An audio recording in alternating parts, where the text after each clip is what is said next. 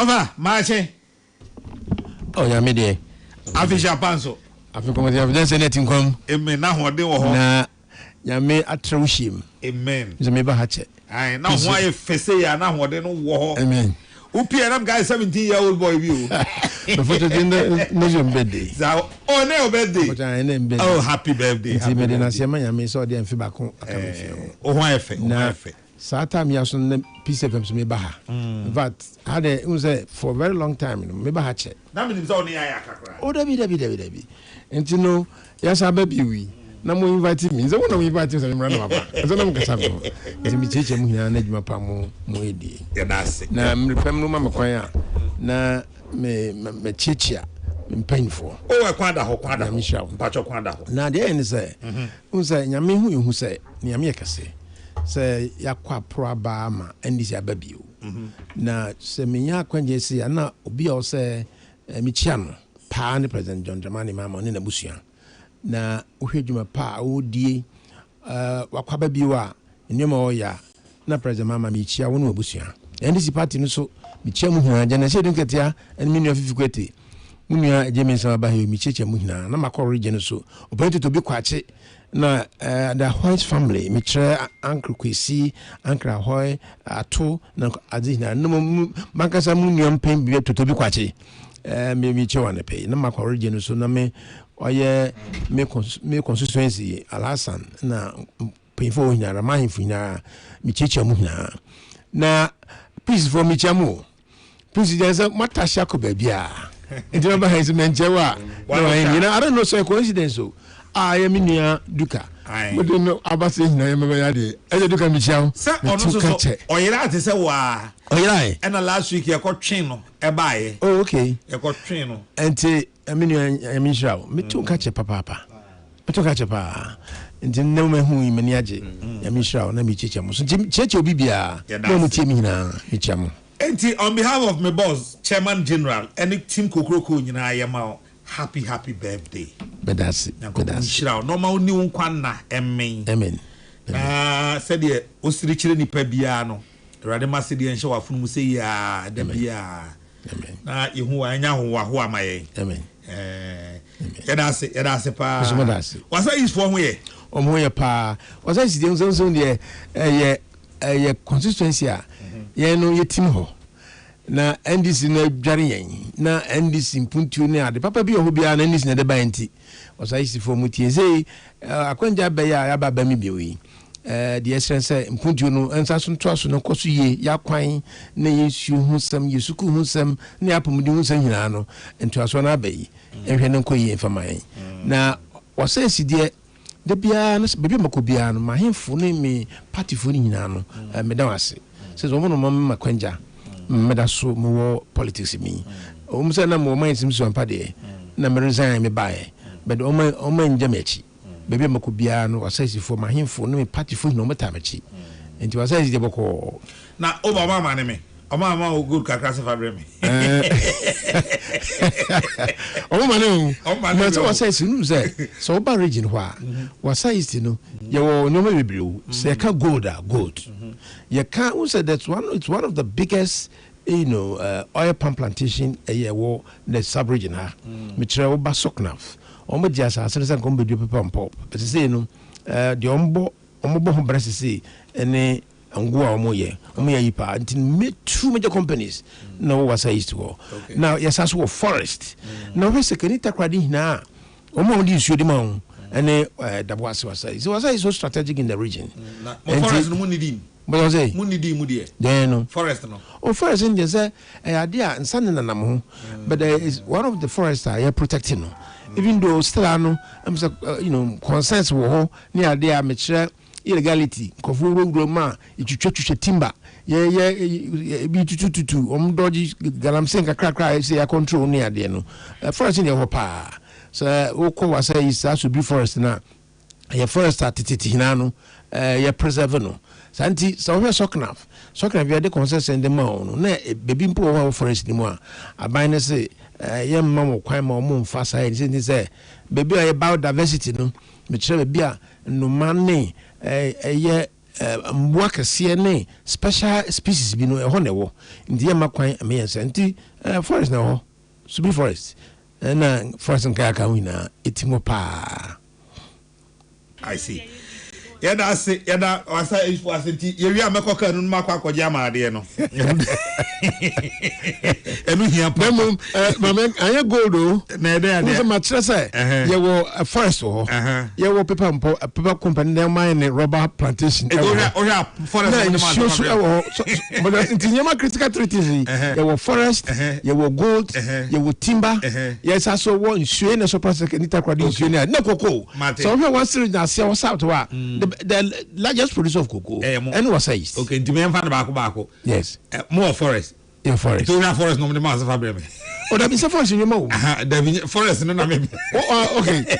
Okay, forest you to say so. Eti timber there, we say timber come from there. Now so kakra na me bi ho. Bi ho. But no penye timber no. Timber no hu ntabo. So timber on the ntabo fia. All for gold no. God who's no personally who's na me no mind. Now because of my orientation, me trainer me adwuma wo. Me was my all the major mining companies. Me share Goldfields, me share Newmont, Ghana Gold, Golden Star, Kenya C, Newmont and Abrim. Newmont. Into them was so power. Into idea for illegal activities that concern mining because of orientation or idea me meho. Nemum other first small scale mining, the committee mining, a Bible basi. Yes, but many be. Many concession into gold no, many put menya. So I made an menya. Into gold India say and the question is also put gold India. Now say I can't be raw. You better pay be ato. I am papa. And say, oh, I'm going to be supposed to talk. Could you be mewa?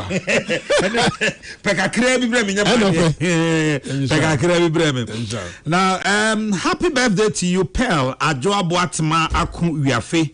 Who turns 14 today from your parents, Mr. and Mrs. Samson K. Nyamiche, chef of Hello FM. Enti, Pearl.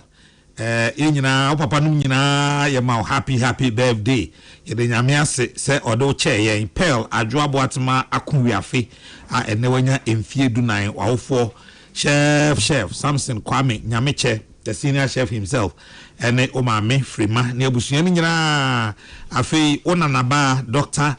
Mrs. Beatrice Wiafe Ade ene team ni nyina yesi ye ma happy birthday Pearl Adwoa Boatma Akun Wiafe ene wanya 14 years nyame enka ho na bibia enye kama papa ma Psalm 700 Kanna Majo do kanna na ho ye Nyankopon ehu ye mobor waso apo me o Nyankopon adom so me ho ye pa eva se me wo tumi pa ho ka me ye mra se siano 7 days in the week, you know, emu 5 shek aftan because shek aftan na fatal papa. That's it.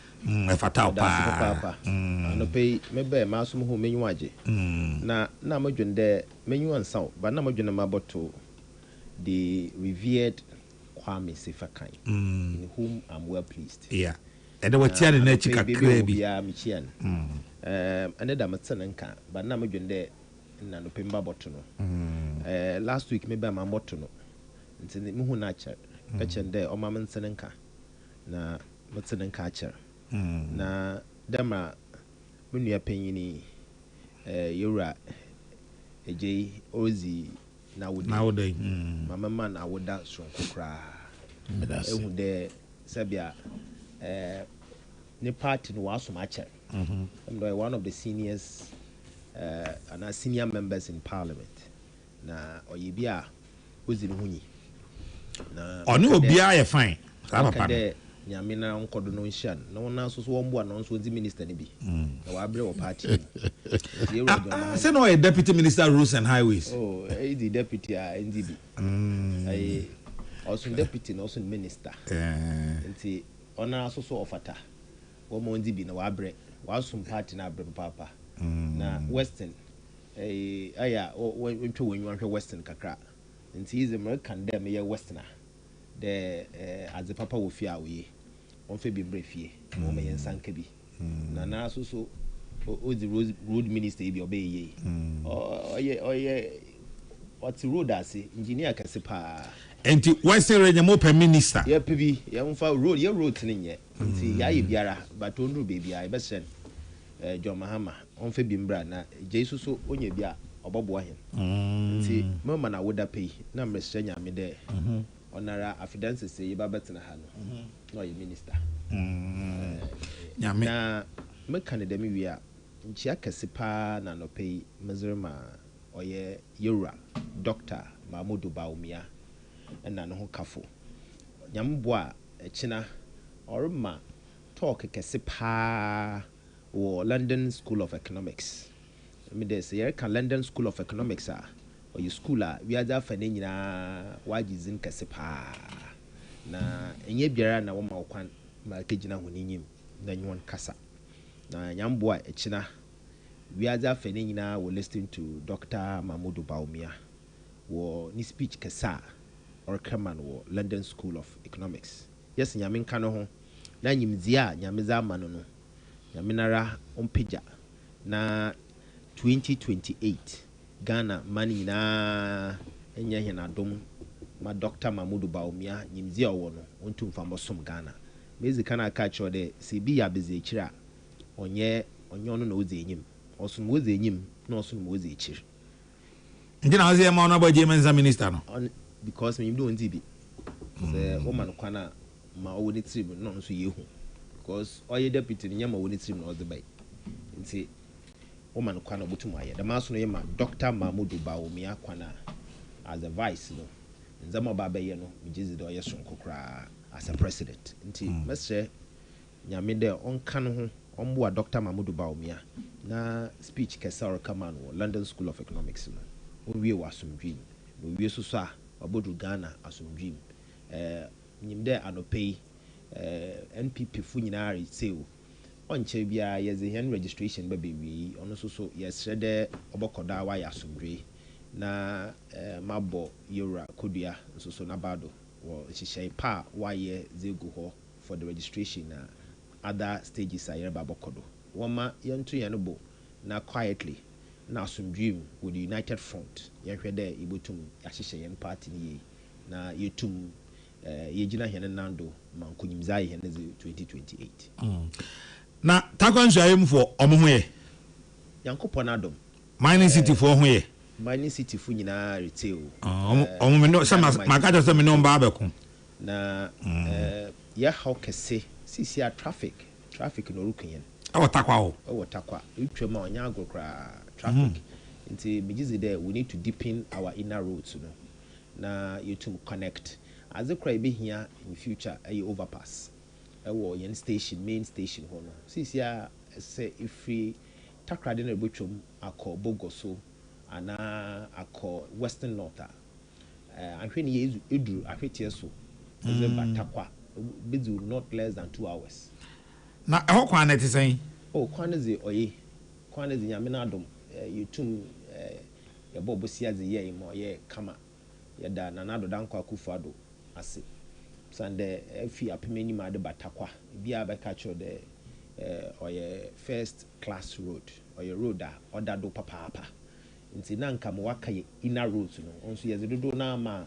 contract nti mesre Yura ohwe get fund road fund not get fund road fund wabi na be send de nyame ye na adom na so be minister onhwe takwa inner roads mam sande yaye ye dodo na ma contract akade ebutua contractor ne kaw na wetum we takwa inner roads no o brain a chinim zeko nyina huntuma no rukun estate na zini nyina kwane nye nti yan link roads no na waka menka de ndem menye member of parliament nti metna ha na I wish the roads water not dabi bebia wonso NDC abe obotum atuada kodru biara no ye ba ye bosoldo dam na wo chechire man nti ye bese de yan inner roads no onye kra takwa inner roads ye very terrible bese na abani wa twenenwa na odahwe ho na yenya link roads a obotum we ease traffic owo oye takwa sisi a menyo kase messages or be nyina ache de ampaso so de they are struggling in traffic na membo oye police fo so a wo takwa hona bado they are very professional and they are working so hard da me betina ha me ka de eya za oya meka yewura tete yahono bonabado papa IGP. I mean ehwe ni demeanor ehu de wa hye da tete wo fie onyim fie nyansa na adesua so nyansa na mezimenwa edzinechi na mehu de indeed he is doing well na mobonabado wo professionalism wa exhibit na maturity wa de di wo the police service no mu wonkodo na wonye ne damara na we build on what others have labored nti migize de the man monto a takwa police for so wortu no CCR no wonkodo na mum Tamso Junction bi wo ho a yenyim de traffic no wo ho but by 5 o'clock 6 o'clock no what to barrier wo ho na if we deep in traffic no one the police one barrier now wo Tamso Junction ho no if we can reconsider it because a hodden CCR traffic no wo it is able to relocate me there so what to barrier no or check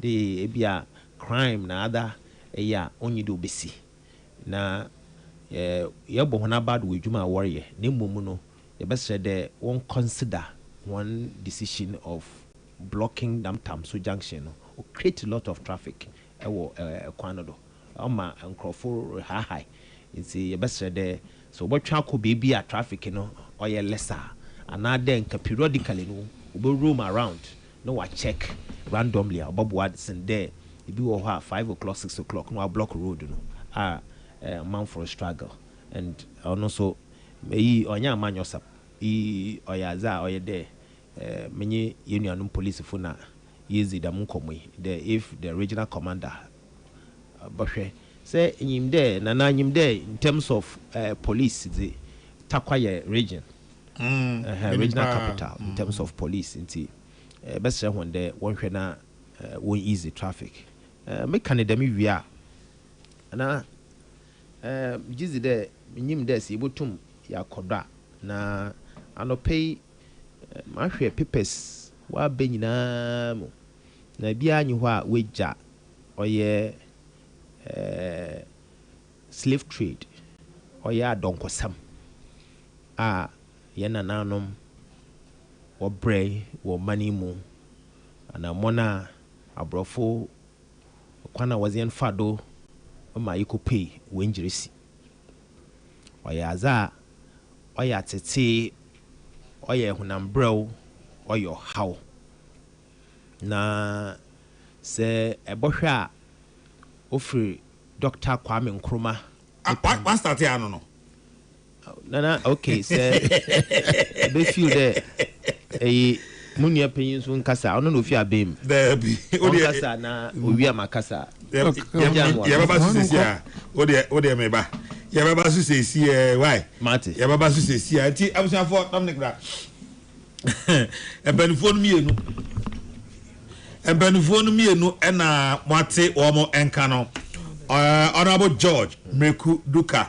And I feel Honorable Isaac J. Mensa Omo Mienu and Mate Omonka Omo Mienu and Ameno Ewase Anope. Mamensa Infa, happy 10th birthday, Emma Brian Ni Aflasaki, our ultimate international school. Na auntie Nenima Enchira. So happy 10th birthday to our son Brian Ni Aflasaki of Ultimate International School. May the Lord Almighty continue to shower his blessings upon you as you celebrate the special day from your parents Joseph Saki and your mom Ramatuna Atre celebrating you today, and also to wish you Weku Nupani Saki Akwokun Weku Nupani Saki Akwokun from Joseph Saki and all your other siblings celebrating you today on the occasion of your birthday. And also to wish you Pearl Adjoa Boatma Aku Wiafe a glorious 14th birthday as you celebrate your birthday today from your parents, Mr. and Mrs. Samson Kwame Nyamiche, your grandmom, Dr. Mrs. Beatrice Wiafe Adai of Peace and Love Hospitals. Yes, may say Monkanchre a Inspector Gifty or Parabia, the just mama, Inspector Gifty or Parabia say, me say, one way I may nedi. me yi na di pa because untimi mfa nua be ma na ntumi ntwene saa wa bra onhwehwe me sanso a me ndi kokonsa nkyere obium also frame be di kokonsa me mfiu and inspector gift your parabia no more kokonsa ye twa kokonsam if one here be do next week na ma yi wadi say onyam nua ba abium one report ho ne de a ene eno ano no me yi wadi sa ena wonti obi ni inspector gift your parabia on kan chen say me se ne ma ntene nka me yi na di afri abusuanum na onyam nua ba abium endi kokonsa bia so asase we su bium tinyame nka no ho eno ano no all right honorable Duka afei me yemo enkomo no Dominic Marwan mame why na yemo reparation ho enkomo mampani edisa motion kokotu dwa Emmanuel to so aba no Africa yedi nkunim ewo ho eho na opesa o sha asefi bi government say ho no o pe bia campaign ti mame ntie wansa na ya ba big push no so ne ya he de be push nana se ebohwa slave trade yaza obia oye bibinyi bia America bibinya na America the Caribbeans America bibinya America black Americans America bibinya those in the diaspora ina oye de yehu de embrasa ye be celebrate the struggle of slave trade na ye be hwe yehu de embraso so asa ye revisit the conscience of the blacks on the yankasa ye belittle yehu the racism wo yan ball boom wo yana kwentum one po where airport e tuntuma kwano bo fada obe search you and all this na inde ba sam na yereka fa kwana yana nanom okupem wo injury abrochi na woro kono nso so waze nkonson ozugu won na wonsa na oyare ho de Ghana se yereka na chede bibia wodi gwa kese pa wa Africa ha Ghana ka ho oya mana oya brofi waze slave another donkofo was one fair na Ghana zima kotin papa na ehwa fiti yewura Dr. Kwame Nkrumah Mpendo azeba zibesi yewura Dr. Rollins azeba Dr. Sisi president bia doctor azeba Professor Atamils Mpendo azeba besi John Dramani Mahama Mpendo na do Danko Akufo-Addo forcefully pushed for the reparation na ma American yede ehwe adonkosemi a sabi abrofo no wambechesi awehosemi do wambechesi hen wo street do na wachiwa no wazo konson egu nsa no ye trade oye gweza oye ahemfo na hen abrofo no at that time wozi until the bond of 1844 was signed na nimuno na kire de adonkosami no do obraze na basam na nde wabe de oye UN United Nations ukeshie na nkratani na kire de yera President Mahama oko presente a case wo hode obehia de Africa yan nananom ma wo phone adonkofo no obohwe na wa recognize one obe recognize there the mazino osi two if so there is a reparations fund bi wo ho a or they will contribute towards nti ambo sika de wo betua en ka na mom reparation fund bi wo ho a or they will contribute na ma ati the papers in will hail President Mahama there wa kwaye the mazino Mr. Ghana for dam sabi subani omboa hen de yebeka de jama ibi sida president awetwem wo Ghana biara we recognizing wo UN assembly biara aka about slave trade da ehwe obiara president biara in Ghana akoka bibi afa slave trade da na motwe adwen si asamdo kese paanye wabra oye yera Nanado Danko Akufo-Addo okopem wo UN assembly ozo to ho de obi hia de amanama ni nyina baja tum de slave trade no amboa hen no ka ho na Africa yin develop because yin human resource base no or transporting one nyina at that time out of the jurisdiction of this country. So be here there, you be recognize the Africa ya kechi what development. Onunti no ye there will compensate Africa because but for there was it yen mpanyinfa na wo wadwen wo wahozen a wo botum wa ye dwuma za som Africa no was it when nyina kwae no na nka Africa ye bokɔ nyim papa Sunday say hwɛ history not less than 12 to 15 million Africans were transported. I was one binum called America who could be ahwere was binum kaye all other kinds of jobs binum called Argentina na say ebosha AU A200 Ghana African countries in A200 inti ma yera President Mahama koye no ni da nani nanse yare onya de fofor ma ni predecessors wa kana no so kakebi mo wa kana no kakebi nana can you imagine there in 2025 or last year AU nyina AU or African Union nyina one theme wodo to one do the afimuni nyina ibiar kan sama onka reparations justice that was the theme reparation justice quote and unquote reparation justice nti last year ni nyina AU meeting bia we discuss oye slave trade nti oya sama Africa nyina wakaka wasam ene yero Mahama kaka akakabi nti me today binum ye oye unprecedented today mankasa menua Professor Jampo mesene de onye consistent kakra onye consistent me kai de abra yewra adodanko akufuado anopei michian kesepa kaka de obi hia de oye abrofi obe compensate hia de ma music kankan no Professor Jampo be kade enhu hia mpo do baka kaka de masam no na Africa especially Ghana yin hia sika biara out them na abrofu mpo abrain sika and he's on record anopei na me hwe ni video bi he's on record there enhu hia mpo there president at that time obaka kaka de wontu won compensate as far as reparation is concerned.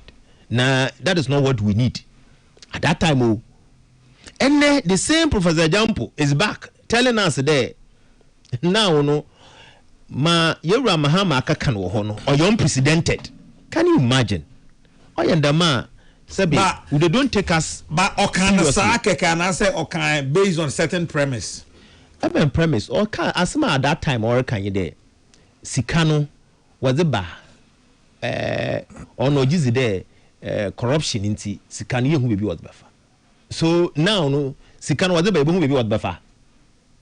And I mean po that is not what I need. Mami here kesenye there or kade or your unprecedented.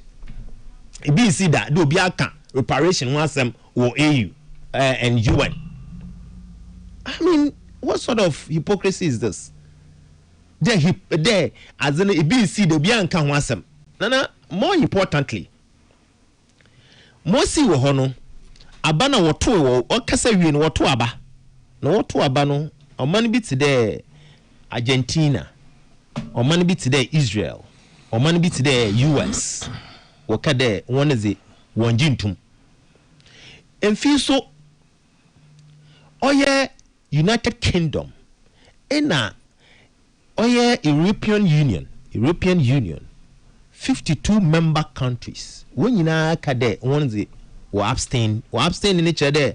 One is a mobile kodubiara on 4 home. Our bottle, our M2, one is one cow. Them amana many sooner. Them slave another don't coffee was on quay mokobo. UK, USO, European Union, one na don't coffee okay. But once no waji to me there. One is a ma orokodo ma President Mahama rekan won wanyi wanya adwen na ma African Union po rekan wanyi wanya adwen ayo hu sama wom nyi de and I am your there and this is for you when if you no what's the wako kasa. We were embarrassed. I felt very embarrassed. Embarrassed? What to abani win and summer UK ambassador to the UN. Yura James Karaoke. Asama okanye de. Statement na President Mahama we read no problematic. Now it was not even constructed well. And I'm quoting him to say the statement was problematic. Na ni problem anye de. Ne how nyina anye de. E kwana na nkoy de oye presentation po yeda mo kwan of fado. E kwa be na nka so faso. One, or say reparation it needs to be constructed well. In the sense there, say ono nananum wabe a slave trader. Them slave trade at that time, na onye illegal, no ye legal trade. No what buy na him funara, and no what ton. Wa won crofo no when you watena with the book there. Kojo mensa ne bunyi, kwesata ne bunyi, kwamienu ne bunyi. Na won so we yisika to them eto se be banchi wogum. Unfortunately, that is what happened. Into say at that time no illegal. Into one tum reparate oye aza na on gensimbra no wo fambra kwando wo ye on ye kwere moto di bi osusu nyi de efi soso aza nananom wo ye no wontum fam punish the current dispensation and other leaders. It is not proper. Say you ban poti na se bi uba tiambra wontum kada obe tiambra nti na so ye above 18 years uba be question awo oye uba na they will deal with even currently by the law.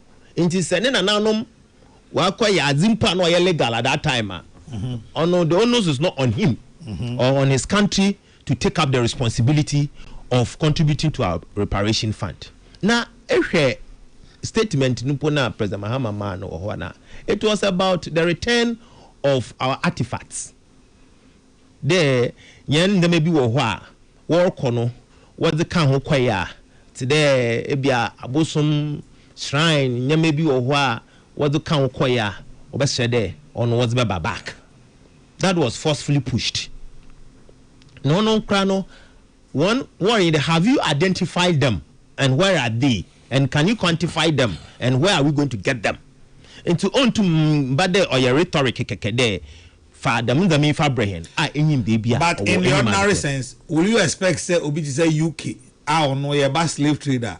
Udi mo akotri ye pa say onka bi mayen. Say UN Assembly nankasa. Na oye House of Records. Ibiare kasa odwene ho. Usande mebeka no ho bi ozi wechi afebo. Na say ame minim there if our matter is well couched as Africans, EU narankasa tenase na comprehensively ye table with specifics there the madzi ne yehwe na yehwe no by law because you can't just say anything na mo ha wadwun ponye there UN Assembly nankasa one resolution bia onye binding by law or a persuasive or just persuasive effect onye binding by law or a UN Security Council resolution amom na se ka kasam wo hwa oye mra enti mayura ma ka kan ni nyina no omye mra on bind obiara. Yes, you've said it. Yes, they have voted. Voting is Ukraino or African countries and the Caribbeans not to the same body nara your request no or had what to in favor to get 1 2 3 inti yenya bibia afoforo and as some no ways no by law no I mean UN botuma kade asama wabaka no you maati but one yehwe by law no obia anyi ho a or binding there wakaza or there mutiaka anamema bibi in fact nothing has happened. We should stop hailing such things. Na me yenye serious kakra as a country. There you know you're unprecedented na I mean slave trade. Yes, started here slave trade. Why and I? Africa, I'll go to even Mobutu Sese ne time ni na war Mandela and all that. All African countries. All African countries. What could you when assembly? Just go and read their scripts. Obiaraka for reparation. You know, and the slave trade. Into as if the BBN Siama or Yehuama, Mr. Juan, Galamsey or Hawadrin, Wamna. One was today, Sabia, free secondary school no, or yard the papa, waba, obey and for no Ghana for return. One what kind the health insurance, no yard the papa, yeah by a band one term. Ghana for you, Kokrokoo with the yow. Kokrokoo is the yow. Woman, Samayanka.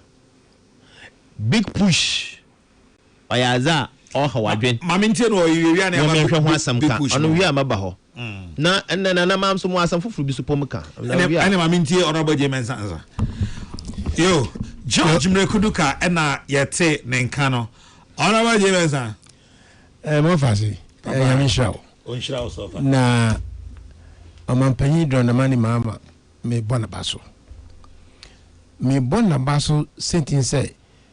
Nyame amane nimdia odidi anim so di ade bi anim a eho danso odi ade bi anim a esipi odi ade bi anim a onim bebi okọ na nyame odna chegana amaye umi ye wakwanje bebre bitima fa so de di nipa nim inde mpuntu abawi asefa na nyina no mo se party politics no na democracy no se ye fa sa kwan no so ni yi yan krofo a ombedi ano a eno na wiase fa ne ho majatum na me no kasai president mama no president of Ghana se woto abadema no MPP se woto abadema na NDC ono no ye ina president ono no kasa wa manoni bebi wa kasa bia odema Ghana ono na esika ntoto ye ni ade ina no odia no wosora e di mputu ade deba inti president mama okọ bebia na okọ bibia sabi ayi no ko to komska no de o man no na ho den huhumu na niso no yesika no de entino ena de kama san yese o man pani John Amani mama watu anamon bia oya anamon soronko a ya nananom won penfu ana mo ye president Nkrumah ne penfu bebre a omo aye president a omu tu sana mono president mama na bresu nu asisi dua ama anumiem bia wom sa Ghana na ebibrem no yensa beka na se ye kwa ne se de ye internal politics a na mse ya yira kakra oya minua mreku enum bebro kan no menene ya adwen na de okan so menene ya adwen so eno so meka wasam obi bia ne ho a ogitum se eya donkosom no na ya de papa eya dia etie bibia slave trade no bimpana jinche so se na nanom eno mankasa wholeheartedly no yakoton mini antisa o abrofo mba no mo de atuo na mo technology o mo nimdie wa de yense no o mo wo mani chain ye mitre ye biblim Ghana fo no jito kwampo no na atuo na asefo no mo develop even though ni yeso ye wo eja premium na nkan na ade no o mo technology wo sa no man say no na wo soro nti ndada ebe mu say ye cultural no biblim no ye jinipa ye wodo ye mi achen no mo bebre nti ye nyina ye wodo a se wo mpo ba wo gine feso na brofo ba ya ye ji won feso na ke di man say ye betra yie na so atre bata trade ni ade wudu mame na wo de ko so de mame na kama o mo fa kwati kwan bi so mo dada ya mo etu so saso esi ho na sa nipa ena sa ye se yi trade a ye nyina yitum say e kwan onam so mo say no anya de papa ni bia nyitum say ye beto nipa no so pay ni ba ko so at that time no ye illegal ne illegal china se say ma ye omi se wonu bi wo ho na wa kwala ba kwa se mienu so mo mra mi nchen na mboboa mi ye adwuma mbobo mi nyentu anka anase ye so nipa anya adwenbone e wo na se kwan nam so abrofo fa so no eno ne ka wasam to the extent say yan nananoma ye do kwa ye di change ndade ne re chichiri won na ade a wo say o say ngonson say the me chance say ade a ye nya na gitum na nya de bon na sefo ne ade den na wo de won kwa wo chichiri won say anya abompo say bonchi na de me yan sa na ye de konson chichiri won nan na yeduro poso no say o yare ani ya do atupum eya dia ihina yedi hu na eya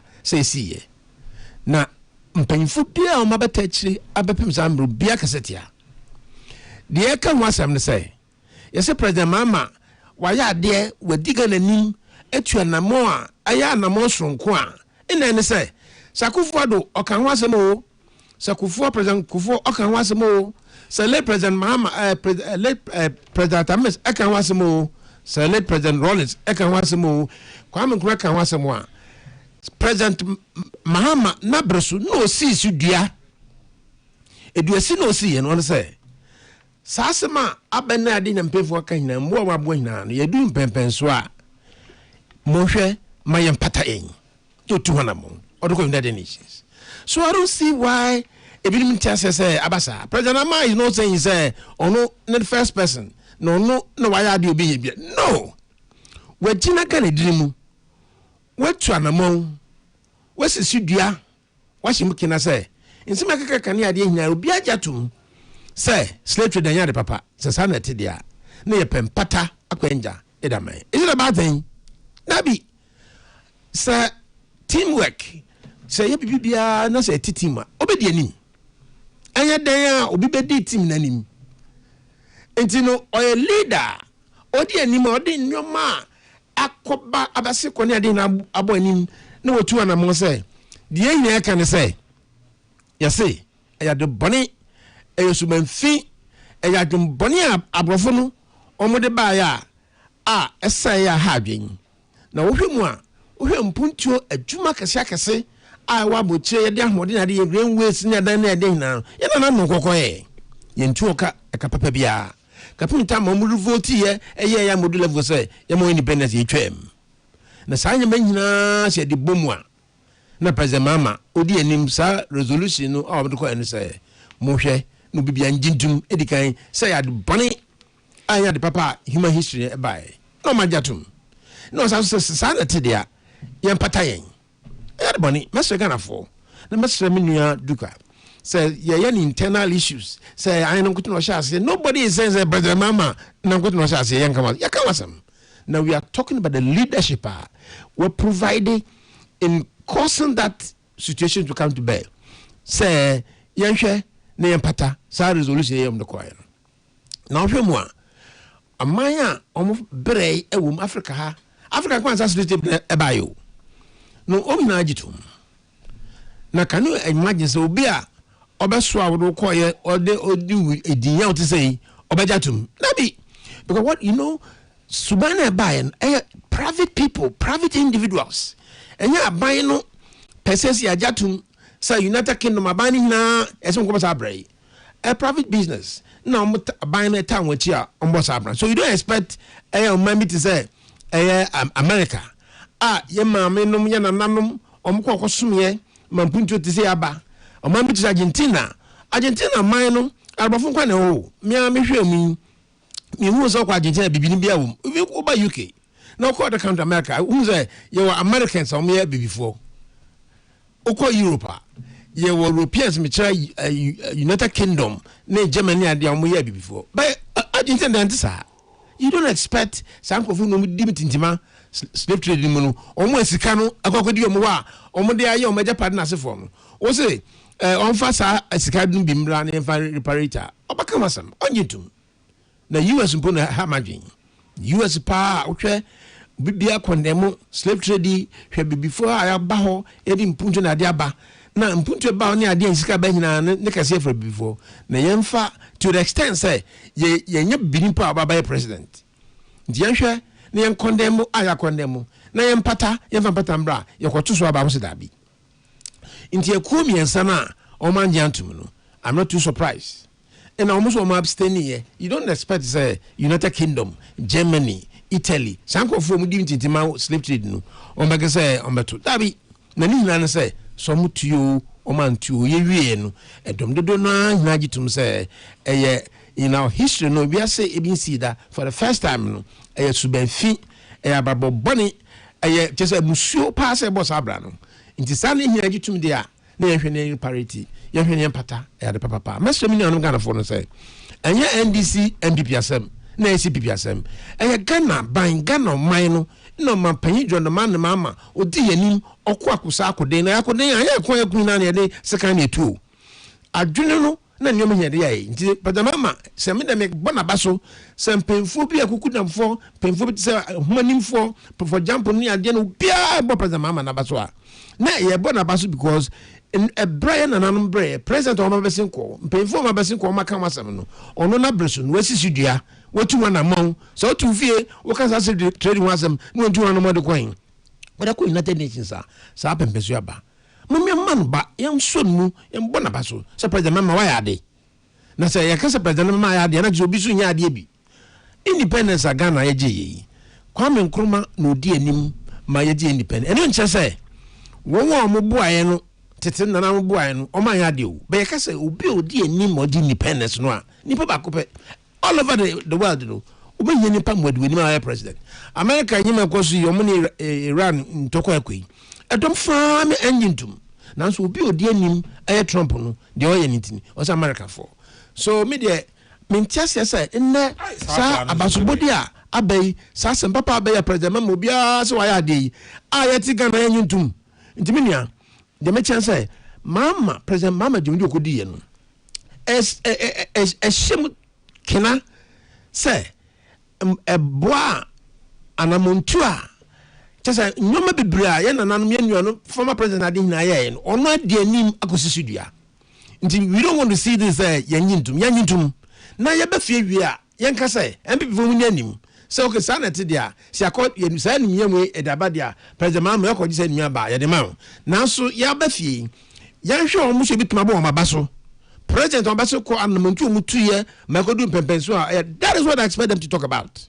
I say ye come asam ye bo president mama na baso so ya ade ani ade o de ma bibi man ni ade na ye come asam yi wa mestre say MPP for no bia ko okasati ayi no onjezan ye nyan kan humbom say president mama wa tie anim president mama wa boa oman no say Ghana o Africa hina Ghana ya ade na yimbisa say sa an ade papa akwakoje abai sa baso body o de abai Ghana animati yeso ye internally one no say so tumbo baso internet dey kasa so wutie so mo kan hina obi bia na so kan hina utumu say hina no yes president wa ya de pa just the first person obi otume di anim otu anamo wa shem kina ma we say for United Nations ajatum no ade papa nti say san yemi hina wi a ya che ba fie mesre MPP fo ni omo a omo nyintum say NDC ni susu nyintum a Jitum obi a who's president wa ya de in the history of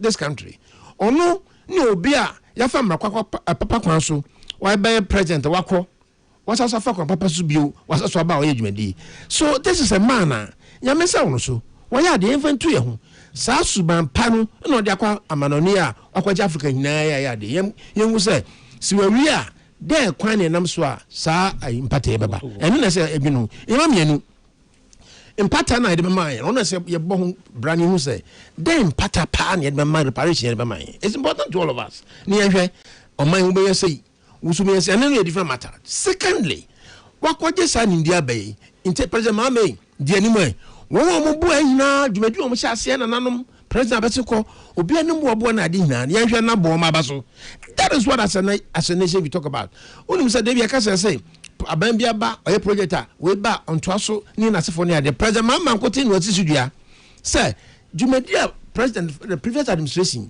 omo ye no so me to aso that is the spirit intin sa jumedia obra mo bon wo ho e wo sa straight free na kofado okokaka maso na sefo ni ade na no president mama so aba beto aso a wama wasisi jira intino can you imagine sa roads asme ken so na minister no can say big ka we reparations this one reparation making the concept the mindset I can pay attention say aban bi and akwa aban beba no adwumadi adu on to aso no saa pepepe na wo say aban bi na mpemfu bi omom tu anamon e wo slave trade hu no omkoye no president mama so ba so aba so watu aso no wasisu gina no wa kire esie no nti be fa kwan so sa eba sa wi a president mama yami shawo yami nka ho yami ndom unu abusua nyame de nsatren we e ba ko ebi su che bi ebi wa chen bi na adwumadi e wadi no oya de papa nti gana ni bia wutie mi de me chen say yes slave trade na nanom omo abrofofa kuti kwakwa bi so omofo kwai no mudi wonya okwakwa developer in president mama wadi anim mbo a won dadafo na abo nyina no oda abo ano wadi anim say ekwan bia so no mo patan ya de papa nti no se wi a obai inside ni wi a eno ne ya baba hwe obi bia wo bo ho bra so wo bo ho bra president mama ba hwe no so abo abaso na gana ya ken ho bom na mpuntu aba ya misha me da se papa honorable Isaac J. Mensa. Mami Adwa says, but nothing has happened, so don't give credit anywhere. Now it has just started. Why are you jumping too high? Honorable J. Mensa. Mami Adwa ena ode we say ebaye. So Nana Akese, are we serious as a nation at all? What the fuss about what President Mahama said?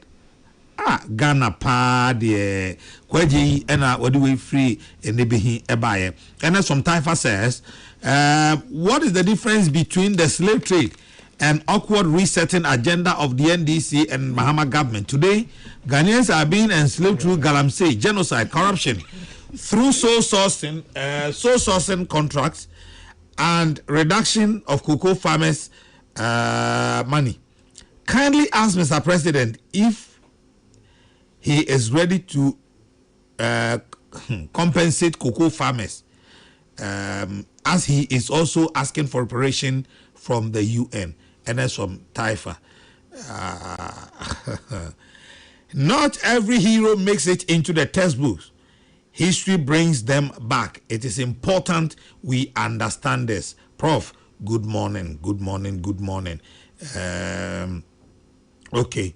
This one says, Jomo, o message you wadodo otesu kakra ankebe buayi nyina. Happy 89th birthday to Mr. Rui St. Thomas from Jennifer in UK.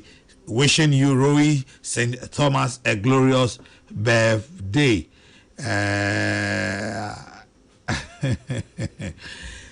Arabuduga. But dear be na pesa to botie. We are just creating a storm in a teacup. Indeed, nothing has happened. Are they? BBRNC. See, President Mahama Wakakasa or a don't call for Wakaka don't call for once more UN intino. Nobody's going to pay us anything. And I even forum not the kind of crampon on your appropriate forum. I mean, I would wish and love there Yebakan war UN Security Council. On our same Yebakan who be Embra with specifics. Go and pay, they will pay. On na ye camera. Na ko jina assembly na assembly na kaka mbrebi anchechere one and say bakampa one of the wotia so wotia reparation or US and UK specifically these countries because one wodi marketing pa was slave trade no enti na Saddam Kofi pon wanji ntum and one of the things I make earlier is UK in the US what there Embrebia in UK and US locally, or there, or a day or call Kutisikebi, Wadonko Samhu, Wadamobi. Even if it is accepted at the UN, they win now when you do Kutiska, they don't have any law, crowd or wood, and to want ya. Yen Nanoma can want some the to Subutia and Kutrado. I mean, I think it's time for us to even forget about that and move forward as a country. You admit today. Both yen and nanom na brofuri nyina wanyade in involving ourselves in slave trade. Obi anyu a ye ne there sebe Ghana and Africa ye could deal in adonkosemo. Obi anyu ye ne I'm not happy about it. But that was the norm. That was the norm. barter trade. I'm happy my brother also mentioned barter trade, and it was part of the barter trade value chain. It was part. Fa sadim by near mo nipa. Fa ahwema ene mo nipa. Fa nsama ene mo nipa. It was a normal. Ibi odada ni nua na ni nua. But come to think of it, Onabuduka. Enya one was say legal trade na ye. The trade was only one way. Yeah, tomo on I'm saying. I mean, I am very sad. Sometimes me kai them who at the Sada College. Me new opportunity call or Cape Coast Castle. Kadinamo. Now I must confess on this radio day, one of the days I wept because me share how what transit Adonkofi baby I was one call a dungeon was one tomb na harassment and ibinum wo na wa mawndo tunsum bianka wasam or very sad say dru ho na run through you get emotional naturally or a sad moment, but unfortunately it was the norm. No a normal impoma ahimfo tumo ye de ehia ne yewo de mahimfie de ekọ na benya adonkofo a wo mu yodur adonkofo a wo ho ye den eyinum na de won kwa wo be kyeru nsu no do na won so na butum de won akodur na wotum aye adwuma nti wo marketer che de marketer ho na benya o te de ma ekeka de ne marketer ehimfa na ne woton gwan na ntwi minimum tachiman market nti today o ekotichima market benya ntwi na ade no dam ahimfie ekoho a benya dam krofo ato nti abrofo they struggle sometimes they lobby to get adonkofo a wo ho yedin so that they can transport them. Now can you imagine there recently we share one of the social media videos o time no kopa yana black so sourcing one boy be kede onaramponya donko sam na nka no be ni mpanka odi chain about nsa wode no ko America just recently nti at this time an era of yen wiade na se bitum jiro kadamasam na can you imagine 100 years ago nti now it was the norm unfortunately and ma osi wo UN nothing has happened. I'm telling you nothing has happened. Obi antu esika ma obiara so ye ken was wo disika bi abade yen kwaje oso why ade obi nye bi da Africa president nyina akasa afa ho a ono nkoten ne pendo na wa koduru ho a wo tuesika oda amahen then you will be clapping for him but nothing has happened. I'm saying where is ya Idi Amin ponya nkobeke bi though he was not accepted on that platform. But I mean, Obia Kabi, African leader Bia Kabi, nothing has happened. We are just creating a storm in a teacup, please.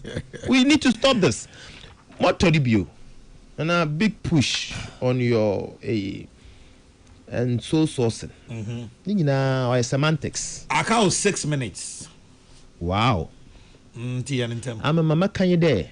Azibia rebeye no wiazi mu no asembia rebeka anamon bia rebotu wo me hwe etechema Sunday NDC abana no opposition ma wiazi nyina tede mbra wo hode do mbra wo hode so sen ebotum as the afado na adama contract onya ade papa because people are using it to milk the country inti senyame e wona don no ba be ma dam so in wetwom onya de papa onye ode bibia obetende bia competitive enyam na mreko yewra president Mahama KB Samije VKB ministers almost all the ministers obia KB on record they so no onya de papa no yaza sell man and the same group nara agboja at that time in parliament ehwe no ho wo so or catch the so senya the papa and he is presiding over so sourcing ampo no wenya chede guts wenya kukudu or catch him there 44% pay 44% or ye pay hey agboja really I see na say ye kasadam asamanyofa ya hwene ya obodu bibia nobody will even respect us. Mr. One Ghana funa leaders are all this year.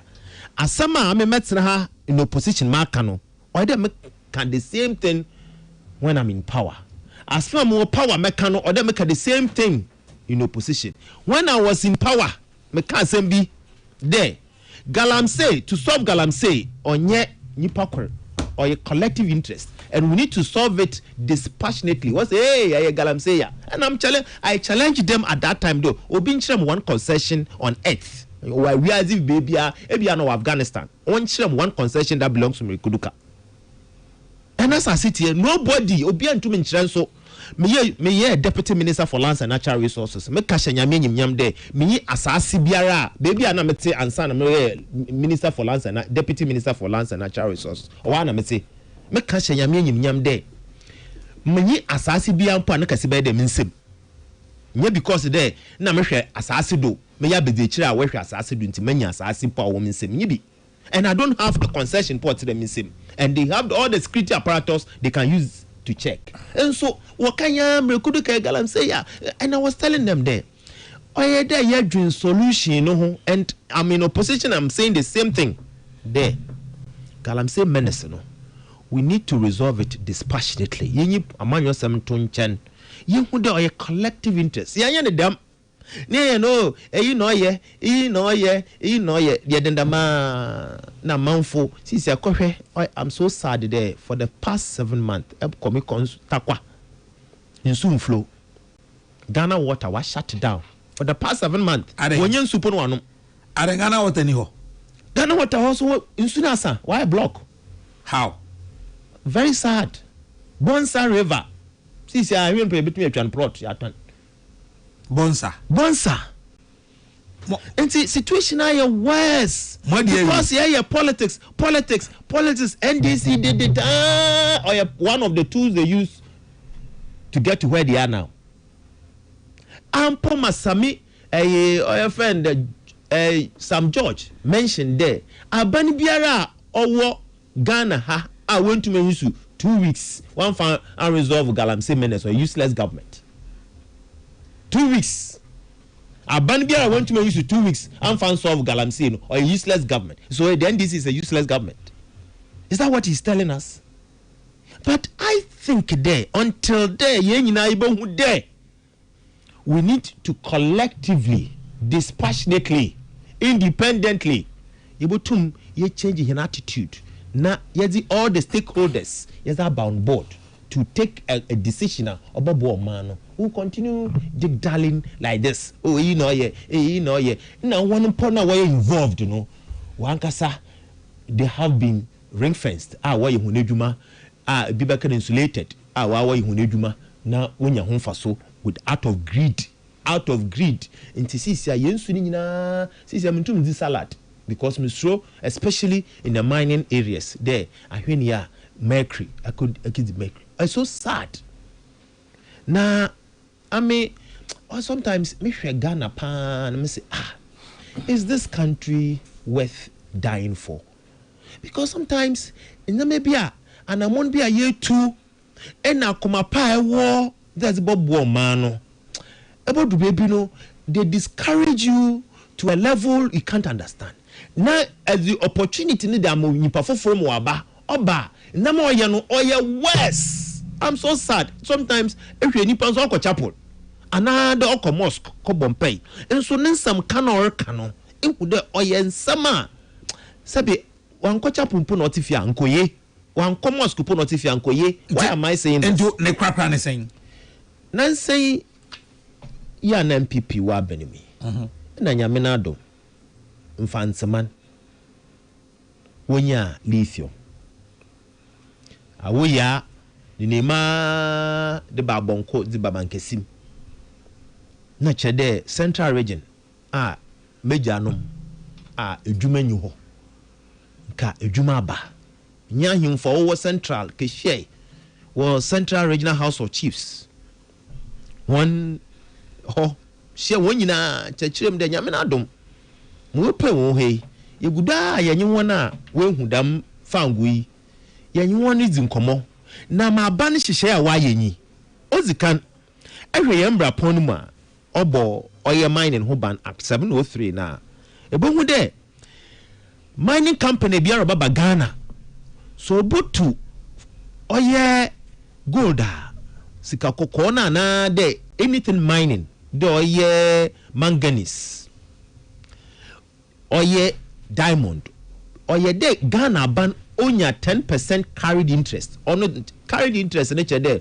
the company will carry the country without Ghana you put your 1 cedi po only mra oho 10% the mining company be our Ghana am do dem nia paying we ha onyim there Ghana ha mining company be obi a abani ni share wom 10% or carried interest but them lithium here wa be nkote de yem pede ye be 10% usual 10% yeah no 13%, 13%. Into the 3 account. Wow, now Professor Jampo, Mammy, Professor Jampo, I can for Branty. Wow, sir. Yam penny. I will, what a honey fee. I will, ye, and I will have, and away Janum, and now I will negotiate 13%. Now, no mamma June tomb, or bet you one, or bet that down one, Mamma June tomb, 12%, a 13%, one from Kobe. 15-20%, but that is not only the component I charge you. Can you imagine that the same 13% now you free 10% do 30%, and this is by one new negotiation or 12%, and the same Professor Jampo is telling us now Nananum should clap. Can you imagine how can Ghanaians believe politicians?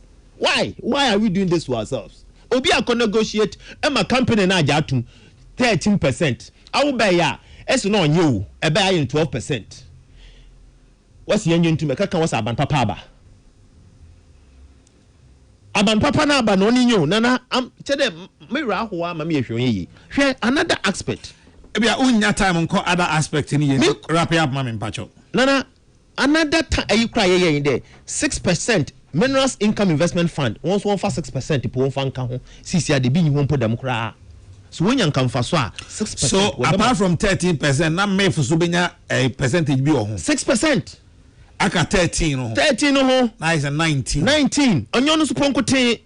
Yes also you charge royalty 10%. See I want what's a royalty 10% no. Why in a sliding scale? Yen 10% not a fixed. See I want one sliding scale near 5 to 15%. Na 5 to 12%. Na company bi anyu wiadi mabemo on that leverage 12 5 to 12% no waka actually I'm going to charge the maximum moti biara no the minimum na no bafa enti ayin sliding scale and whatever scale purchase when you fa so let me understand this momo de no na 13 no fixed and ascending so range fixed 13 there's nothing like range hwe say awunana me find the tonaza be jemedan na maka chudo me store na age no ton wade wo mu no say inyamfa so a mamnumu between 5% or the 12% abajidu you asem papa they be about you declare 5% because we are part of the law say man 5% entombra menyim dem nti inyan your time no ye ka the ono no ya fixed of 10% say nyamfa so wo nyamfa so to 10%. Since this one bra fufra waye no or ye there senya me pen between 5% to 12% only no tuama Ghana very chede every component na waye ni nyina so sad sustainability growth and sustainability ye fixed 1% since you ronyim onim peta mbra na one day mama be church ye min komo was that lithium min ko honorable azikaje mpacho time na so me kwa anye there dabi unya to kra kra mpacho 1 minute just 1 minute minyim there me nu oba ase me kwa anye there oh I mean na for ona no de ma me de time to me free okay me kwa anye there nana the mining industry no they are struggling na wankasa mo open wenyi mama kache wanyi de wonya botar na mrepem ni ibehia na anamono de yetu mo ho to ho no wo ato wo bo bi ma Dr. Mahmudu ma hey NDC pa there from 8 million Ghana cedis per kilometer of bitumen surface road in 2024 to 27 million Ghana cedis under sole sourcing. The big loot has replaced the big push. Hey, time will tell Ampa Sampine and what they we etudwa. What is this noise about reparations? A General Assembly resolution without an agreement of Europe and America is just ceremonial. Bahama should take it to the Security Council for endorsement if we are going to see some results. This reparations matter is being pushed to distract us from the incredible loot from Gold Board and Rose Ministry soul sourcing, as revealed by the Fourth Estate from documents from the ministry itself. Kindly read this one for me. I know you are hard pressed for time. Bema J or J the diakon and I what do we say a buyer free in su te mu. Okay, all right. Ona Major Michel, answer me call so something we show. Answer me no ka bisa he see e was our reparation na in PBSC. Ufri baako answer wa kominu. Uzo say General Assembly there he see just a Security Council na wo nantia. So ufri baako answer wa kominu. Inti President Mama Sasana tedia. What to in Africa name? First of all, what to na mo I am General Assembly mo bi aja tum say slave trade the greatest crime. Ayenye yato swaba if you have to very important as he who say at the papa ebio so free back once wa kominu no officer Security Council say ko answer na idea and so another step. So the next step is that Security Council no so kwa obeko so when you pack Security Council no the next president of Babano and I say the power for Babano should be at the end no washe Mr. Security Council obeko must reparation and scan never bar and so something has happened. At the Cassia Pan Wessin, Sir President Mama for the first time with the African in Ghana Edianim. Now Yajatum, Sir Yo, and yes, sir, Yajitum, sir, slave trade, papa, ya condemn in other Yatuswaba in the history of the world on the planet. Abase, in Libya by a basin coin, as slave trade by Naya, the Yajatum, Sir Pepesio, we a Yabonia, a Kutiani Pebisi, than Yankondema, Yakondemo, a bio. Sasana Tidia, Yankia Kwana to be compensated to President Michel. Sir, I expect to say, even Parliament, you better make a statement. Nayama Ganin Bian will say, I'm Papa the Mamma Tranamopa, Nanamopa what you know. Ghana, Yaniso, Africa, Yaniso, in Zana Tidia, yes, I soon take the next step viewer. So I say, into Yabia Baba, into a Security Council, saying the Boko Nindimu, President Michel, why are the pa? Something has happened. Now, I'm saying now, I mean, you're all council source. Sa so eden so Bruni kasa o epoto kasa nti e ba bibiri mu a asa kwanten kro ana say ya ade a ye ma obi bia kwan kwan ba ko pe ye fa sa kwan so na ye fa ndi djuma nti ye ba na kwan ye hu a kwan ba ko pu se ye wo kwan bibiri o se ye wo kwan bibiri du ko ajamwa na ebi ni se na so Kokrokoo mu aboditirim ebi ni se hu na watu ntuo kwan bibiri na ye wa kwan bibira na se kwan ya hwa ye de award contract ekro obi bia nim ojitu so oye ene sa competitive bidding wo makwan ubie kwan obi bia oye Ghana ni omiti criteria no ono so ba na obe apply na se obe bede ina ye wa another one say restrictive tendering ayankrofo hina nkofo kakra bi na be form na omonim die ne ade no makwakwahwe ene so ni so the fact say eno ne kwantenkro eno ne bako pass e sa ekwan we ne ye fa so a ye de be na sa mre so no kwan no so ewo ho so ebisi ahụ say dey kwan dey situation na be require say ye kwantenkro minister no ebai na de papa say obi nti bibia say so obisa for first stage 4 MPP 4 minority book can was omontiase say it is omontiase no say almost say transparent into the minister no on find information ambra me kire contract dodo me kire sika ewom obi na adwuma di odi usai no fambra ohwa na minister no odaba watenda into say wo kwa musabaka contract me ehin na yesa big pushi hwanum na yesa adwuma na hwan ina wo say ihu say saadi wo eya na senye me minim President Mama o si adeyo I don't think say President Mama obetu na mo biara e be man de asai no e be ya de no he's ensuring say kon papa bia so no e be diso to the minister bia edu asi wo mranini direction ni na say udi so enti say o ma bi se mu a There's nothing wrong with that. And yes, it be some. Sir, Obi trust Samsung in the church. And in the say, ya kwansi ya kwa. That be. Into a MPP of minority woman said it. Say, I'm making sure, say, a Sebia Yakano. A Samba was on Maka. Papa no mai. And in minutes answer Yaba. Or the details in Adinaba. Say, Neo Mujum. Say, Papa. Say, Bonamujum. To the extent, I'll say 44%. A Joe Wine Adin. No. 44% in a year in so sourcing. 44% of saying 44% of a big push contract in the misinformation was a this a book minister diaba a record him on beside no me one beside no what provide information so sourcing you so the issue is that the papa ntimo hwehwem we some hwehwem net e touch monka.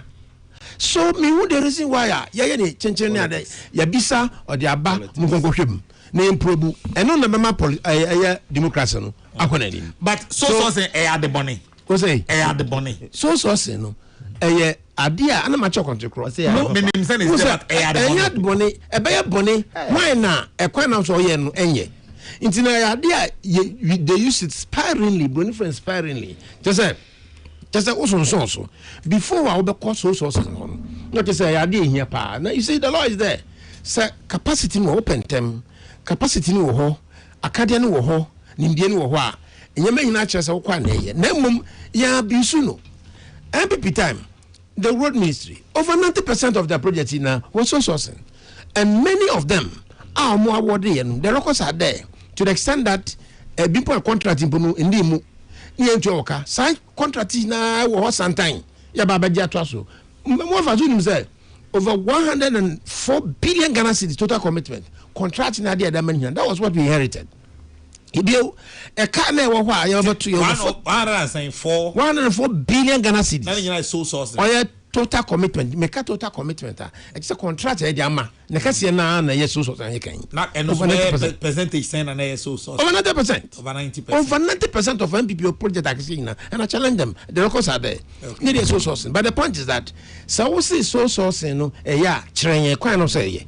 So we see source sourcing chrenye kwan say so enye. So me feel say you be some minister no. Na odi aba mo hwam.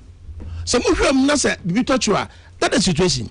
So me no me dey can say source sourcing no you ohwe timeline say wo oya to me time me time na dane no so says 90% na be machine but big push no obere no cre oh is that yes over 90%. So me ba say factual ade and my catch us one muja ho no 104 billion on the lighter note me say Ghana ha eje bia pe ejina mo asem okay, chairman Kwabneje. I said there are so many ways of killing a cat. Ono so ba be translate or say ejinamwa kwa bebre so e ku ejam. Nti je fu over. Ache ni mama na obomuntia. 1 minute. Na so sanity there na wo yesisimi. So I think me time. So what I'm saying is omampani washem rakete the minister biara so di mraso president mama minimini de kwambia so no oben pepepe say the minister bi wakoya ade bia so sourcing and so ya de be fata mo from mra mo information mra mo bisa odi aba mo hwemu ekosi sen na yakama. So all I'm saying is say big push project here, can you imagine say over 50 projects, main projects that cost about 50 billion. Yes, I do. There's another 23 account it will be pushing more. So in Kwan MP for the year, Yabatu, Yantuaka, Yayashi, if people contract the Nimu, Adina Boom, President Mama, I am Mr. Minister, or that kind of big pushing. So I think, sir, you're very right. So if you ask for the woman, you know, a so I don't think say the bonus will be say sources of information in Parliament they ask Minister Bano on information by MIA. So I think that the papa say for first state no be say wasam because in Brown you hwem said anamontuna I minister no tue no and I say and mama democracy na dim no na say so majority minority support. So me bon to fa no president mama me shrawo me bon about so say oba young one about no take advantage no award obibia wabua internally obibia wabua masai animdia bay nesaka nyamisha.